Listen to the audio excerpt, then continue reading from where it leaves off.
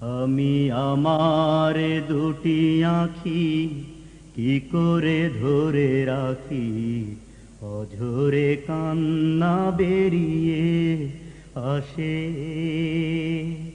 আমি আমার দুটি আঁখি কি করে ধরে রাখি, অঝরে কান্না বেরিয়ে আসে। আমি আমার দুটি আঁখি কি করে ধরে রাখি, অঝরে কান্না বেরিয়ে আসে। যখন মাসের পরে মাস পেরিয়ে, মাসের পরে মাস পেরিয়ে 15 আগস্ট আসে, আমি আমার দুটি আঁখি কি করে ধরে